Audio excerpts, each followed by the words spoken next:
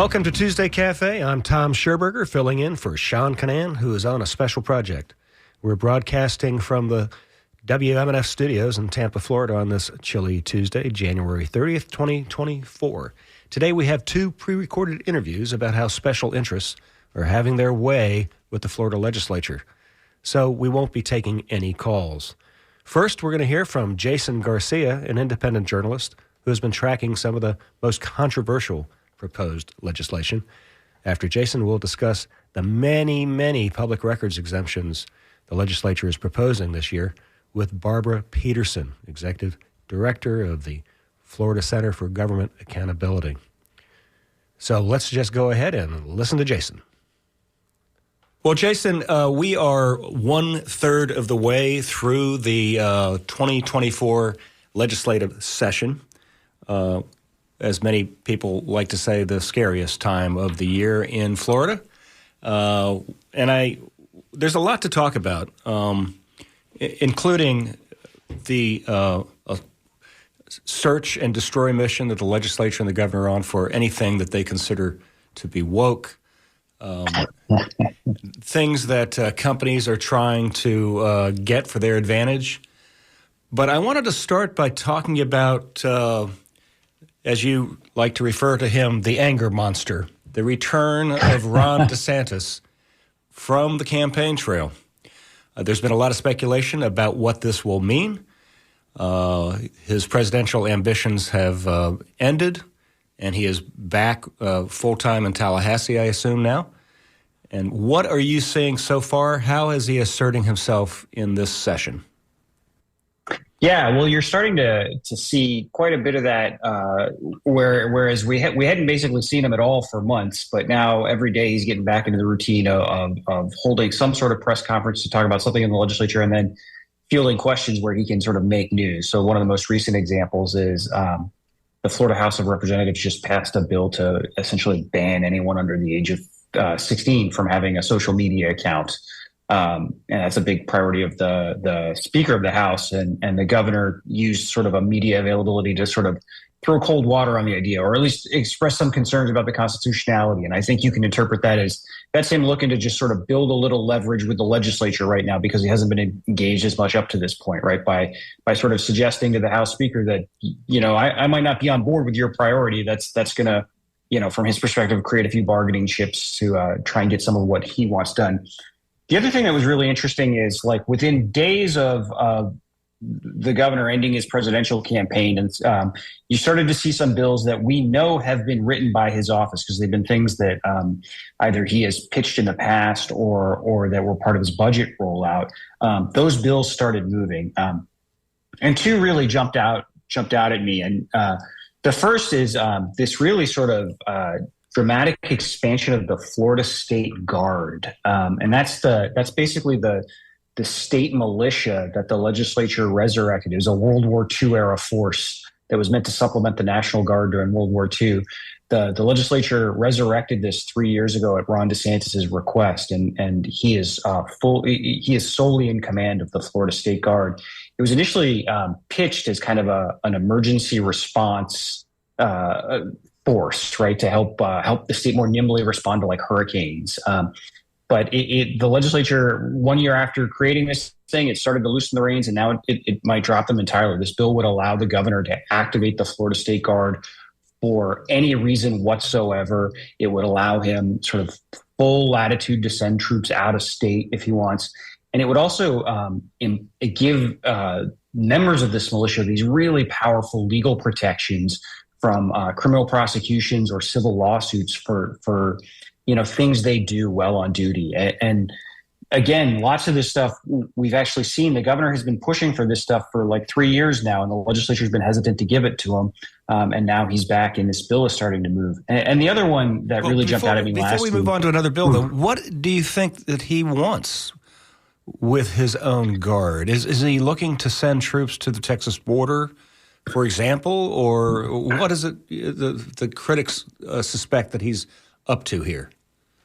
Yeah, I think that's what a lot of folks are thinking of right in this context, because, this is starting to move just as tensions are really rising in Texas over the border, with you've got the governor sort of refusing to back down to the governor of Texas refusing to back down to a United States Supreme Court ruling, and setting up this showdown with the federal government. And Ron DeSantis has said in response to questions that he supports Texas and he's going to provide support to them. So this legislation starting to move in this context. I think a lot of folks suspect that Ron DeSantis would like to use the Florida State Guard to insert himself into that national story, which is becoming like a really big deal on the right. Right. Okay, I interrupted you. You were moving on to the next bill.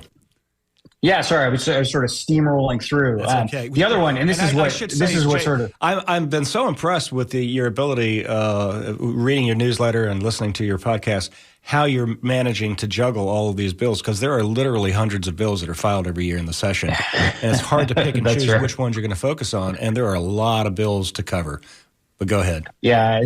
I appreciate it. That's very kind of you to say. And the other one, and this is what sort of prompted that anger monster joke that I made a couple of days ago, because it is just sort of, for my money, the most ludicrous bill of the session, but it's one that comes directly from the governor's office, and it's essentially turning transportation planning into a culture war.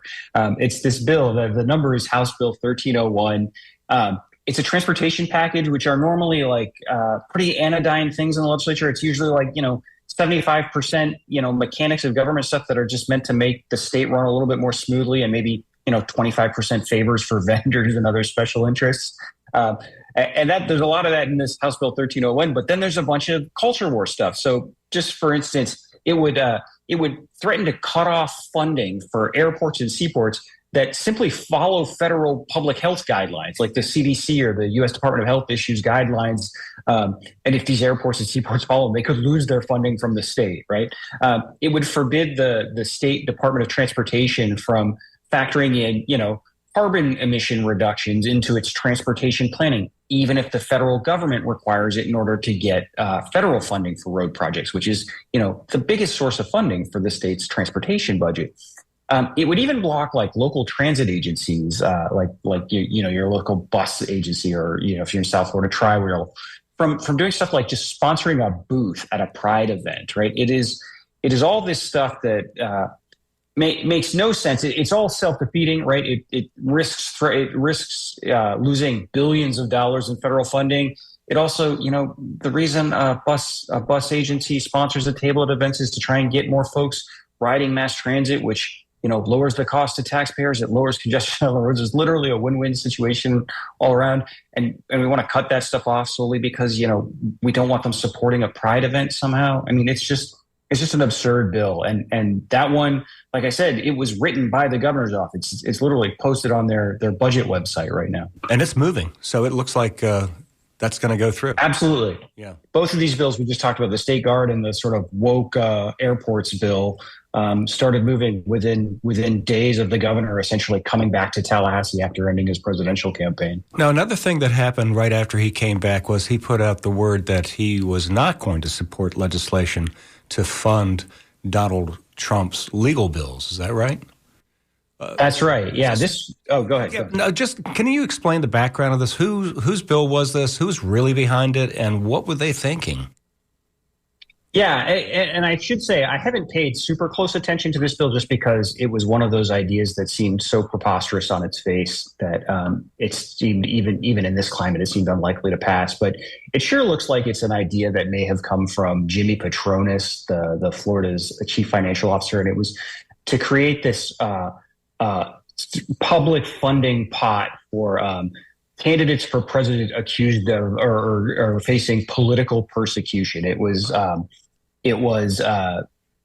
clearly aimed at sort of raising this idea that we're going to give Donald Trump a bunch of public money to pay his legal bills. The reason I sort of think it came from Jimmy Patronis is he started promoting this bill as soon as Ron DeSantis dropped out of the race and it became safe for him to be fully on Team Trump. But also, it's just kind of a classic Jimmy Patronis bill. He is known in Tallahassee as by far the most blatant panderer in the whole state capitol. So this is the sort of bill that's exactly up his alley. But what was interesting is, immediately he starts talking about this, and like you said, Ron DeSantis decided to weigh in sort of an uncharacteristic way. He was sort of like belligerent on Twitter about it, but also like kind of funny about the way he did it too, and essentially killed the bill immediately by essentially saying he would veto it if it passed. And I think some of that, you might be seeing some echoes of 2026 already. One of the concerns for Ron DeSantis is he might be an early lame duck now that the presidential race is over. He can't run for reelection. He's still got, 3 sessions, counting this one, to go. But a lot of folks are going to be turning their attention to the 2026 race. And Jimmy Patronis is a guy that would really like to run for governor. But there's been a lot of chatter for a long time now that Casey DeSantis might run for governor as well, too. And I assume Ron DeSantis is going to be very defensive of crowding out, of trying to push back against anyone who tries to sort of establish any kind of position in that race already. Certainly, at least until he's decided who, if Casey's going to run or who he wants to run, who he wants to support. Well, let me introduce you. This is Tom Scherberger. I am filling in for Sean Canan today on Tuesday Cafe, and we're talking to Jason Garcia, who is an independent journalist, and you can see his work on Substack, including a regular podcast that he's done. It's called Seeking Rents, and this is a good bridge to that title, Jason. Seeking Rents is a way for corporations to take care of themselves, right? Explain why you call your work Seeking Rents. Yeah, it comes from a term in economics called rent seeking. And what rent seeking refers to is when a big business or some other wealthy special interest uses their wealth and influence to get laws changed in a way that allow them to capture more wealth for themselves, often at the expense of someone else. Usually that someone else tends to be either taxpayers or consumers, workers, or even small businesses trying to compete with these larger businesses. So like the classic example you can think of is a business writing itself a tax break that the legislature then passes into law. Yeah, and so I think you've talked about how maybe 90% of the legislation that goes through Tallahassee is basically seeking rents. It's companies trying to get an advantage for itself. So what are we seeing this year? What are the most outrageous examples that you've seen so far?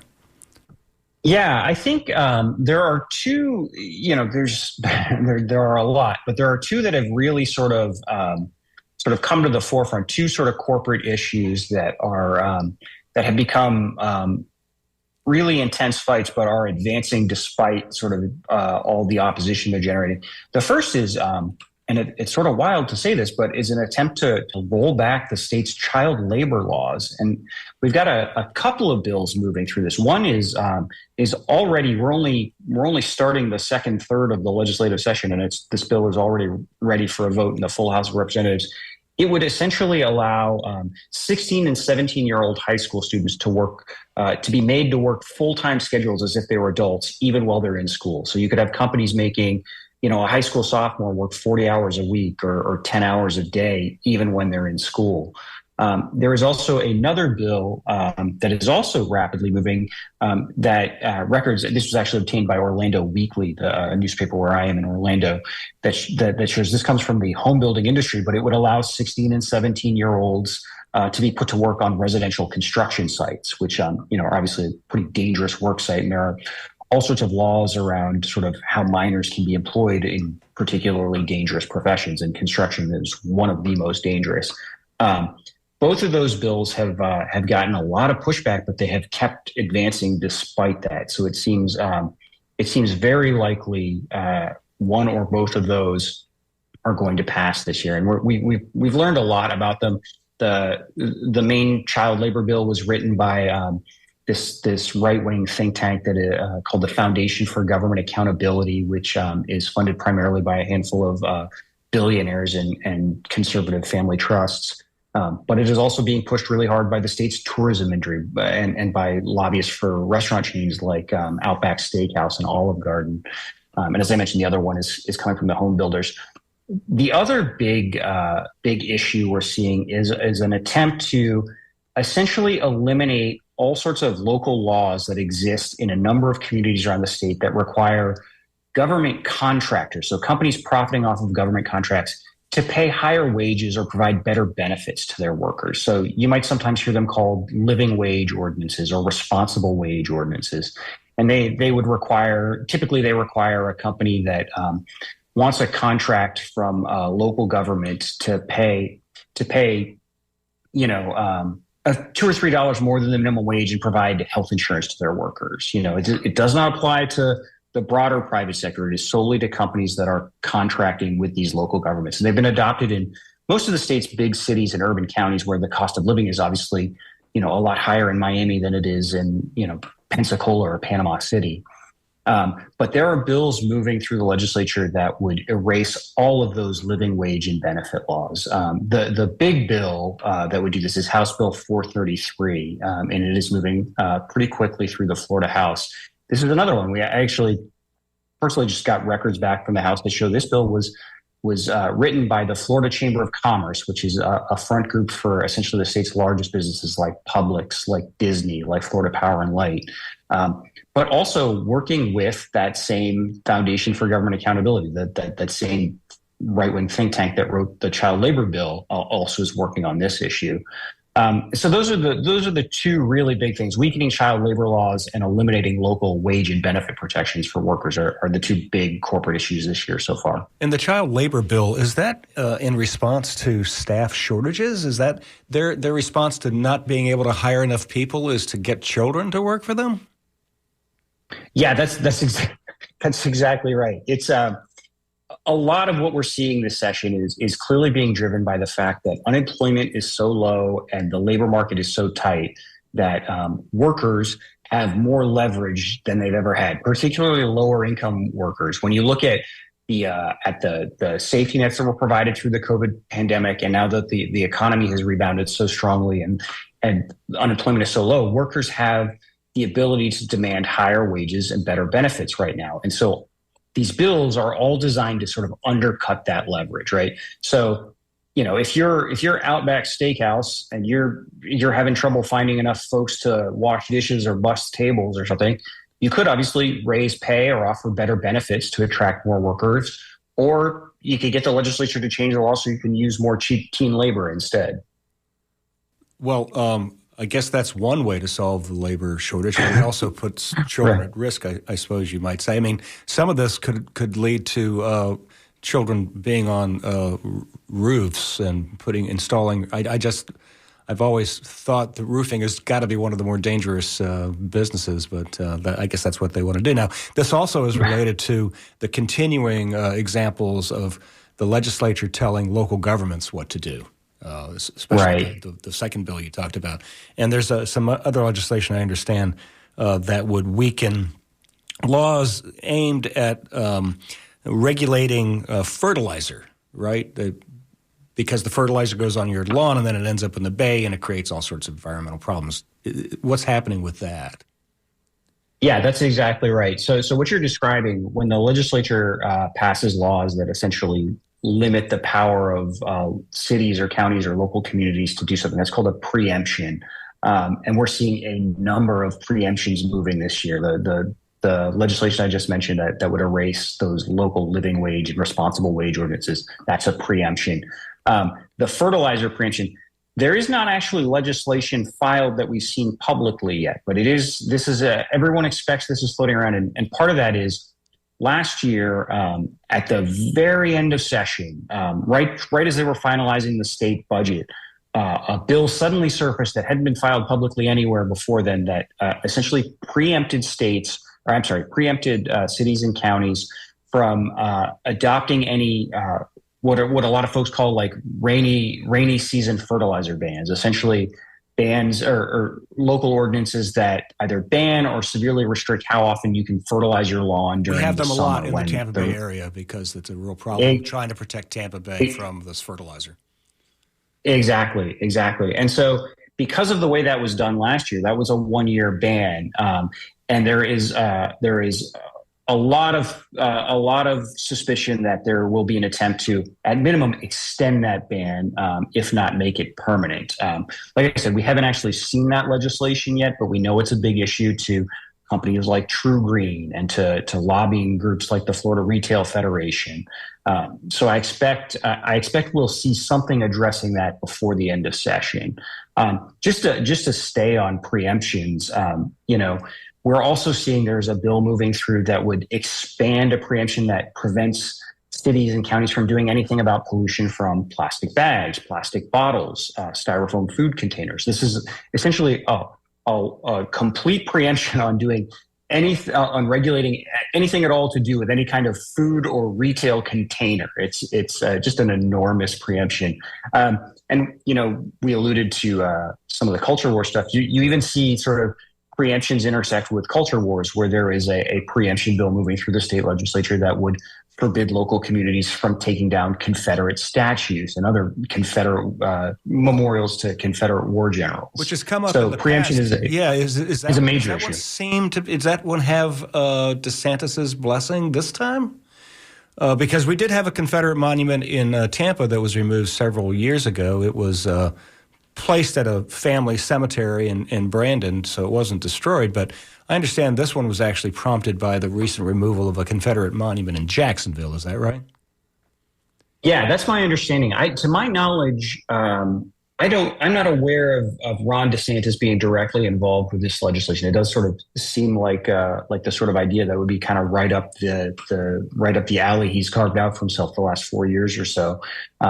But as far as I'm aware, this does come out of Jacksonville. This was actually an idea that, if I'm remembering correctly, first surfaced last session but didn't go anywhere. But the bills are now moving this year, and it seems like this is likely to be a big push. And it's this is just like a wild preemption in the sense of the scale of it. It basically would take away cities and counties' ability to do any kind of regulation of what the legislature has deemed historic monuments and memorials, which are basically anything that's been around for 25 years or more.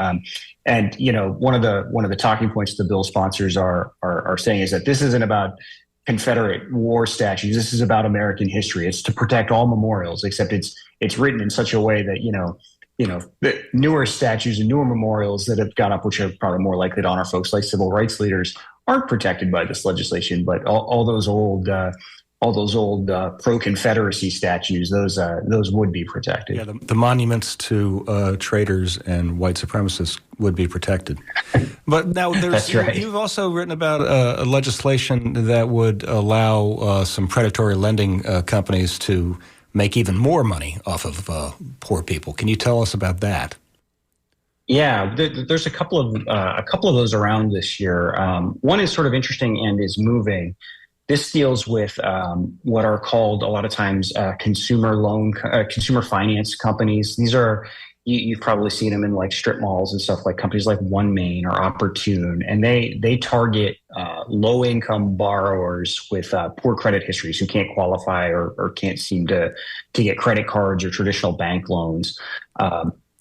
Generally speaking, there's strict limits on how much interest lenders can charge. 18% is usually the cap. Anything above that is considered usury. These consumer lending companies have the ability to go above that and charge higher interest rates on their loans up to $25,000.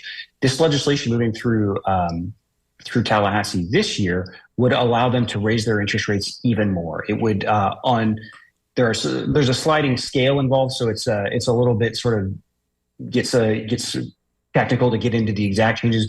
But the net effect would be on most of the loans they do, they could nearly double their interest rates. And so what's interesting about this bill is this actually passed the legislature last year as well. These consumer lending companies convinced the legislature that this was a good way to expand credit to folks. But Ron DeSantis ended up vetoing the bill. What was interesting is, Ron DeSantis made the case last year when he vetoed it that these higher interest rates would lead to more consumer indebtedness, and he was not going to allow that to happen. A lot of folks suspected, though, that part of the issue was the sponsor last year was a guy by the name of Joe Gruters, a Republican state senator from the Sarasota area, who was at the time one of the only, maybe even the only Florida legislator who had endorsed Donald Trump over Ron DeSantis. And, Joe Gruters was telling anybody who would listen that Ron DeSantis was vetoing all his bills and budget projects as retaliation for that. He did get a lot of different bills. Let's. I mean, he's got a point there, don't you think? He did. Budget vetoes are an interesting thing in that there's so much in the budget and there are so many things that get vetoed. You can sort of make a pretty pretty strong argument one way or another about, whether or not it looks like I got over punished, or if if I'm within line with everyone else. I do think there's no doubt that vetoes are often politically motivated. I have no doubt that some of his stuff was vetoed because of his decision to endorse Donald Trump. His evidence for it is evidence that's kind of like a Rorschach test, right? You could look at it and see what you want to see there. Sure. So this has been kind of a depressing array of bills that we've been talking about. Is there any good news out of some of the legislation? Is there anything that you would say, well, okay, the legislature's trying to help us on this one? Yeah, there are a number of good bills moving. The nature of places like state legislatures and even Congress is that most of what they pass is usually pretty good stuff. That's the stuff that everybody sort of comes together on. But what gets attention is the negative stuff, right? It's the old adage, 99 planes land. That's expected. One crashes. That's a huge deal, right? So there are good bills moving. One that I've sort of taken an interest in recently because I didn't realize. Because I've become more interested in occupational licensing and how much rent seeking happens around sort of maintaining barriers to entry. There are a couple of good bills moving that would make it easier for formerly incarcerated folks to obtain occupational licenses to do jobs like, become a barber or a hairstylist, right? And they're removing some of the protectionist barriers that existing incumbent providers use to keep competition out. So that both, increases the number of providers, which increases choice for consumers. It also helps formerly incarcerated folks get back on their feet, reduces sort of the chance of future recidivism, which also can cost taxpayers a lot of money. So that's really good to see some of that stuff moving. One bill that I think I've made the case is the most important bill of session. It has not been given a hearing yet, but even the fact that it was filed is a significant idea, is a Republican representative by the name of Spencer Roach from down in Southwest Florida, where, Hurricane Ian just leveled the state, has filed a bill to create essentially a public option for hurricane insurance in Florida. The very sort of short description is it would allow anyone in Florida to buy their windstorm insurance from the state's insurance company. Citizens, right? Right. Yep.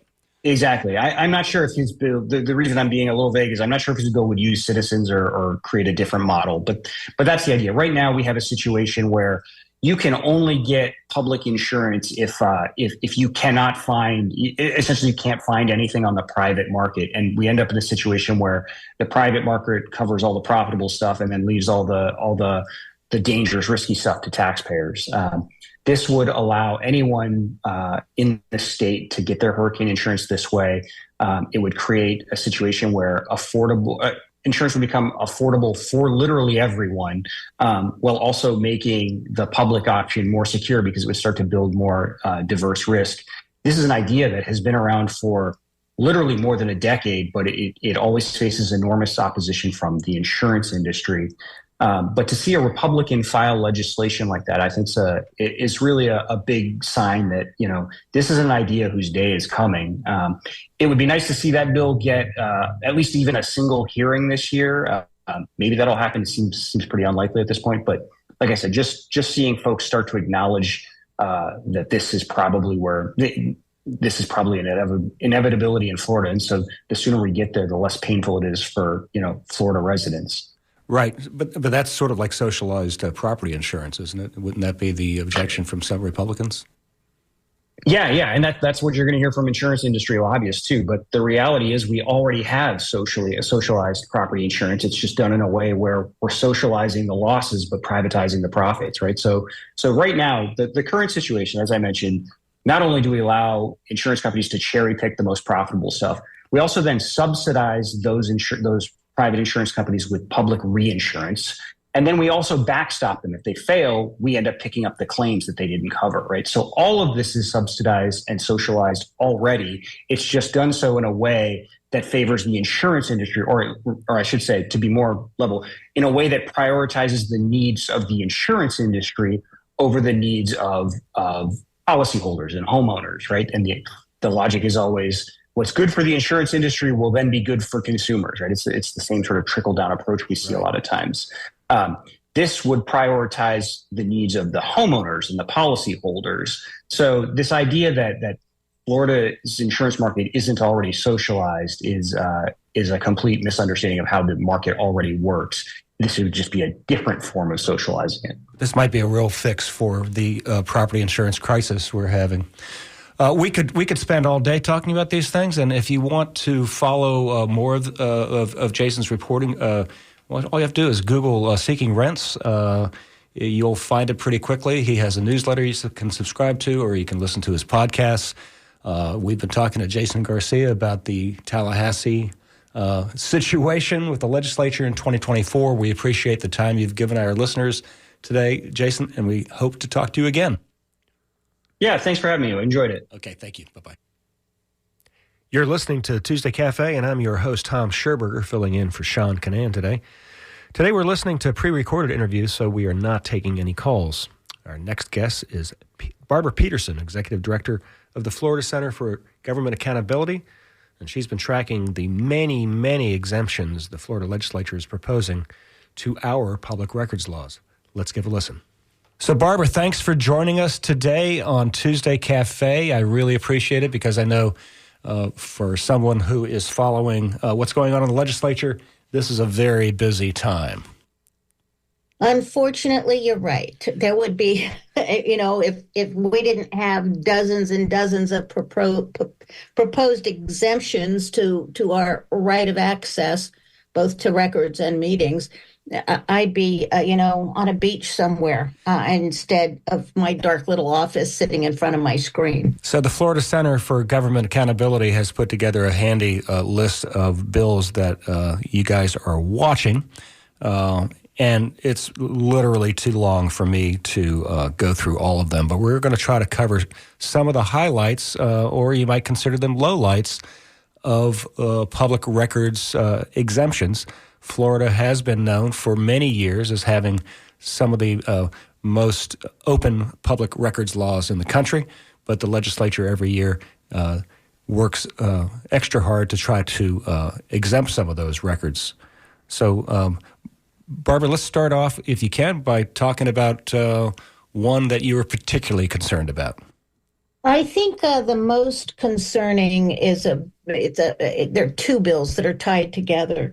But the effect of the two is to create an exemption for information that would identify a law enforcement officer involved in a lethal use of force. So in other words, we have a police officer who shoots and kills someone while in the line of duty, but the identity of that officer would be exempt from public disclosure.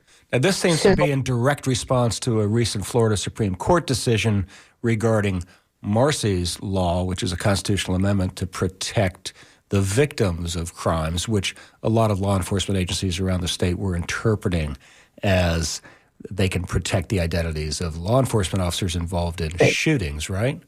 So that's exactly right. Exactly. Are they being that direct and saying, okay, Supreme Court says we can't do this anymore, so we want you to do it for us? Is that? Well, the Supreme Court said, this interpretation of Marsy's law is incorrect.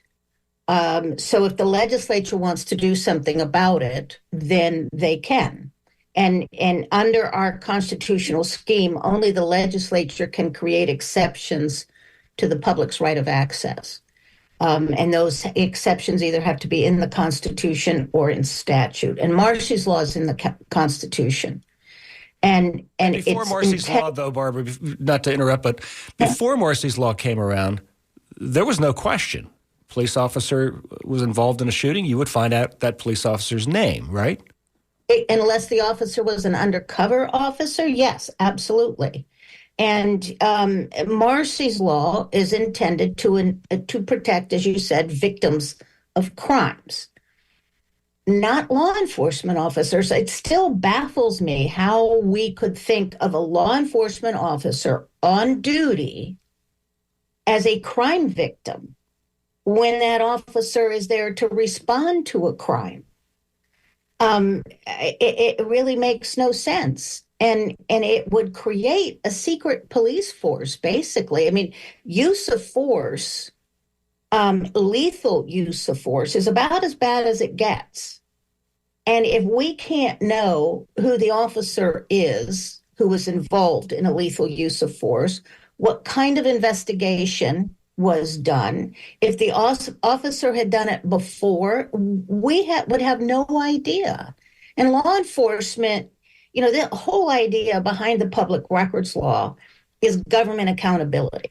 So we can look at the records and see what our government is doing and hold them accountable if they're not representing our interests. It's interesting. Now, not all law enforcement agencies have taken this approach. I believe the sheriff's office in Pinellas County disagrees with that and agreed with the Florida Supreme Court. Correct. So correct. Is this a bill that has the powerful backing of leaders of the legislature, or is this just a kind of a just not going to happen? What's your take on this? It has the backing of a very powerful union, the police union. I mean, with that case that went to the Supreme Court, the city of the two cases at issue in that lawsuit took place in Tallahassee. And the city of Tallahassee was going to release the names of the officers pursuant to a public records request. And the police union stepped in and said, you can't do that. These were officers hurt in the line of duty. I don't know that they were even hurt. I know one was not. And therefore, they're victims under Marsy's law. And so, like you said, it made its way all the way to the Supreme Court. But the issue was forced by the police union, and it's the police union that's behind this bill, I'm told. And unions don't have a lot of influence over Tallahassee or the legislature, except the police union must have a lot of influence over the legislature. Right. And it just depends. These are not partisan issues. Open government is not a partisan issue. Sure. It's supported by, people from both parties, and it's derided by people in both parties. And it seems, though, that even in a legislature that's fairly dysfunctional, the one thing that they can all agree on is exceptions to the constitutional right of access. And there are so many bills filed this year. We have, I haven't even counted them all up on your list. Yeah, I mean, what else are you concerned? What else are you looking? And by the way, let me reintroduce you. This is Barbara Peterson. She has been a long-time advocate for First Amendment issues in Tallahassee, and she is now the executive director at the Florida Center for Government Accountability, which is also well known for publishing the Florida Trident, which broke the biggest political story of the year last year involving the former Republican Party chairman. So what else are you looking at, Barbara? Well, we're looking to it. There's for years now, every year the legislature creates or attempts to create a public records exemption for the home addresses of various state and local government employees and officers. A couple of years ago, there was a bill filed that would have exempted the home address of a legislator. And people say, well, people should be secure in their homes, and I agree with them. But creating all of these exemptions for home addresses doesn't make people safer. And they already have that exemption for a lot of, for example, law enforcement officers. Right. Their names will not be listed on, say, the property appraiser's website. Correct. So that's absolutely correct. And there are classes of people who, law enforcement, judges, prosecutors, I can understand, because these people interact with, the criminal fringes of society on a daily basis. But a middle manager in a local government, we've got county and city attorneys this year. What else? Members of, military service members, anyone who served in the military after 9/11, home addresses would be exempt. A lot of people. And that's the point, I think, that I was going to make, that when the legislature creates an exemption, it's putting a burden on the custodial agency to protect the exempted information. And if you're making a public records request for a bunch of personnel files, for example, and the custodian of the record has to go through and exempt all of this information, it takes more time and it costs more money to get access to very basic records. And it's, the Florida Gaming Control Commission, county administrators, appellate court clerks, clerks of the circuit court. It just goes on and on and on. Medical examiners, the Florida Commission on Human Relations. That's just this year. Wow, that's a lot of people. It's a lot of people. Oh, AHCA, Agency for Healthcare Administration. It's just sort of stuns me. I've never seen this many all at once. And I would hazard to say that most of them will pass, as do a lot of bills that are just, questionable at best, if not downright scary when it comes to public policy. But like I said, I think the scariest one is the identity of law enforcement officers. This is at the same time that there's legislation filed that would do away with these community oversight boards, the law enforcement oversight boards. I think Tampa has one. Yep. Why? I don't know. They don't have any power. And they play a very important role in communities, and the legislature, without any real reason, is going to do away with them. Police unions don't like them, and as in Tampa, the city council has been trying to strengthen their advisory, their oversight board, and now this is one way to deal with that. So, but another just bill, away with it. Another bill that I've noticed that seems particularly concerning is one dealing with defamation. Oh, yes. The First Amendment Foundation. From knowingly publishing or disseminating a false narrative or defamatory material about a public figure. So what's that all about, and what's driving it? Well, thin-skinned politicians are driving it, I think. I don't know what else is driving it. They want to do away with the Times v. Sullivan standard. This was a pet peeve of Governor DeSantis's. And last year, similar legislation was filed, and thanks in a large measure to the efforts of Bobby Block and the First Amendment Foundation, that legislation didn't go anywhere. And we were a little surprised to see it pop back up again this year. If you think about it, it's not just like the Miami Herald or the Tampa Bay Times that it's affected by this. It's bloggers. It's community activists. It's the small religious radio station. All of any publication. WMNF is affected by this. Yeah. So that seems very concerning. And does it seem to be moving, or? The House bill, Representative Andrade's bill, has had a couple of committee hearings, and it's not moving in the Senate yet, but we're halfway through the 2-month session, so there's still a whole lot of time. And it would turn defamation on its ear, basically, because it would make it really simple to sue someone simply because you didn't like what they said about you. Yeah, it takes the Sullivan standard, which is you have to have malice, right? You have to show that. So in this case, it would just be, well, you got it wrong. You made me look bad, so I can sue you. Right.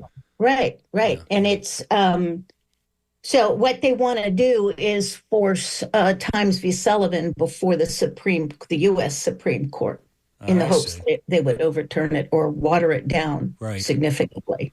When you put yourself out, run for public office, there are a lot of benefits to that. And you put yourself in the public eye, you affirmatively take that step, then there are certain things like critical reviews come with it. And that's why I say thin-skinned politicians. Yeah.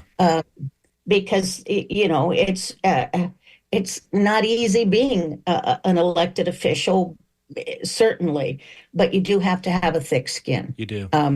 Because you'll never please everybody. Right. And if you can sue those people you don't please simply because they said something about you that you didn't like, the standard's a little higher than that, but not by much. Right. So are there any good bills out there, Barbara? There are a few, yes. There's one bill by Senator Polsky from Boca Raton that provides for transparency in contracts for legal representation. This has been talked about quite a bit about the governor's litigation efforts. These bills are being passed that he's signing into law, and they're questionable whether they meet constitutional standards or not. Don't Say Gay, the bill against it just popped out of my head, the drag queen shows. And so they want exemptions over these, or what it's not exemptions, but what they're doing is the governor and his administration are spending millions of dollars in legal fees to defend legislation that was questionable to begin with. Particularly, the governor's an attorney with a good education. Yeah. He certainly knows that a lot of these bills that he has signed are unconstitutional. So they're being challenged in court, and government is spending a lot of money. Millions of dollars, our dollars, tax dollars, in defending these cases.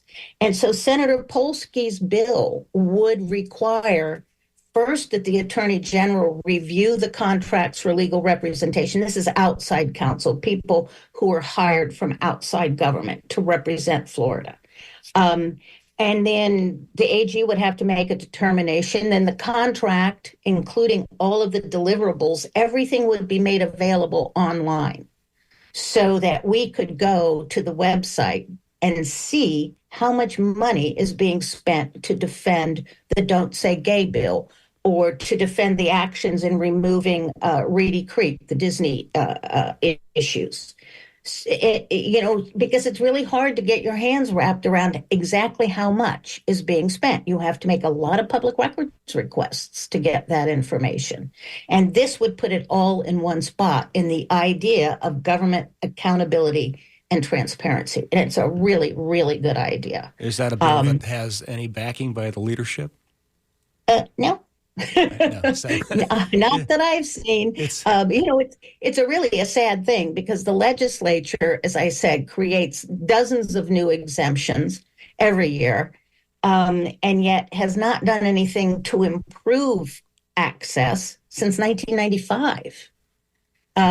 There's been, that was the Electronic Records Act that made email public record. 1995. Since then, it's been nothing but exemptions. Although there have been attempts to fix certain aspects of the law, like the fees. Not many people can afford to pay thousands of dollars to get public records.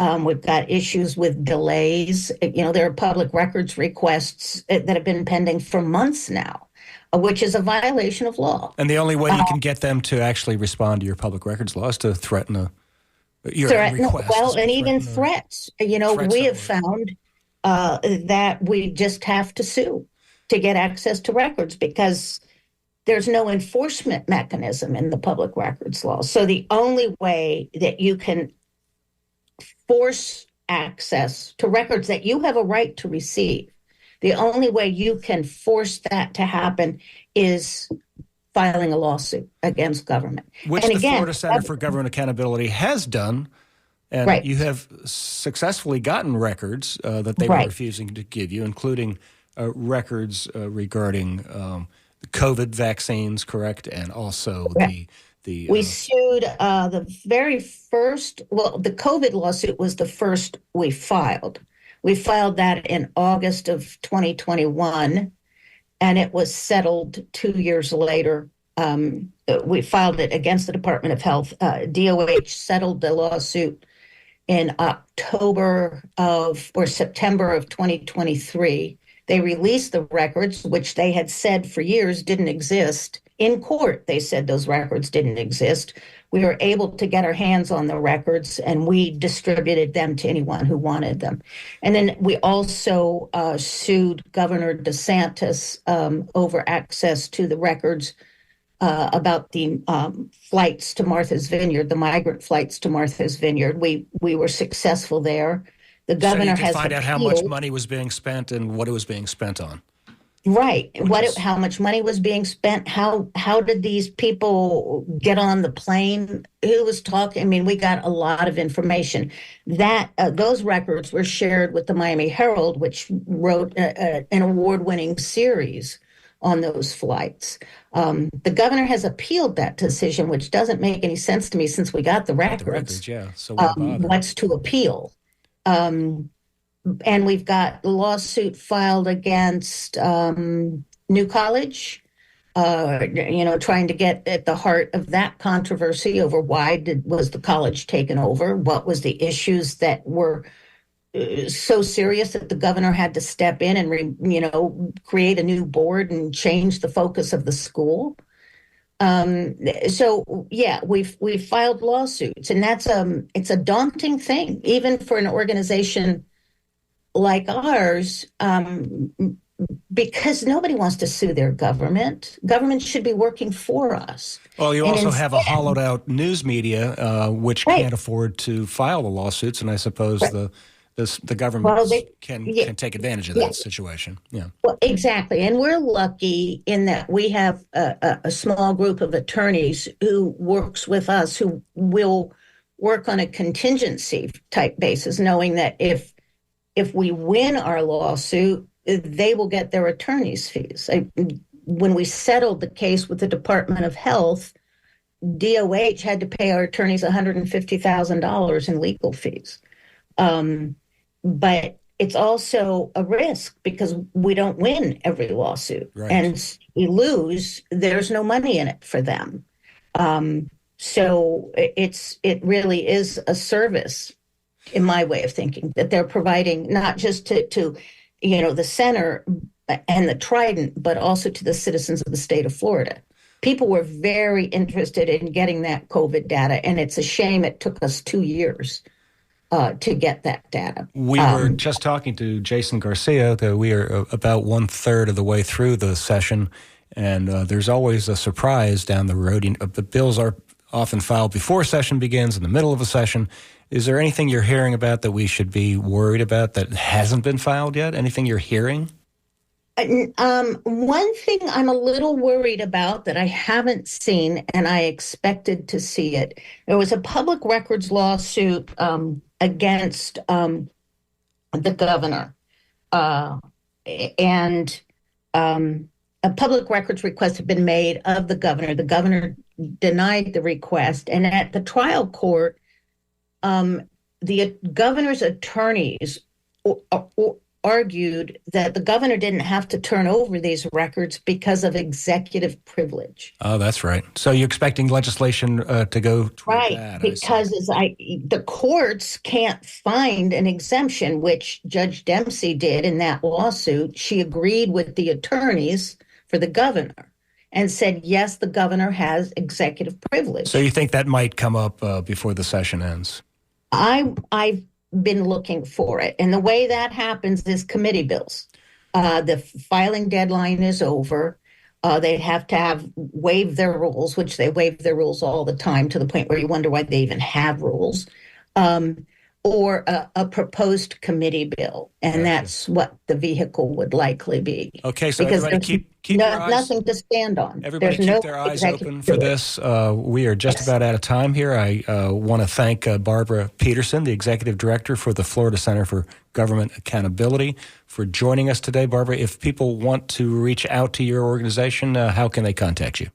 They can go to our website, which is very simple, flcga.org, and click on the staff button, and that will go right to my inbox. Okay. Thanks so much, Barbara. Appreciate you joining us on this special edition of Tuesday Cafe. Thank you. Thank you. It's WMNF Tampa.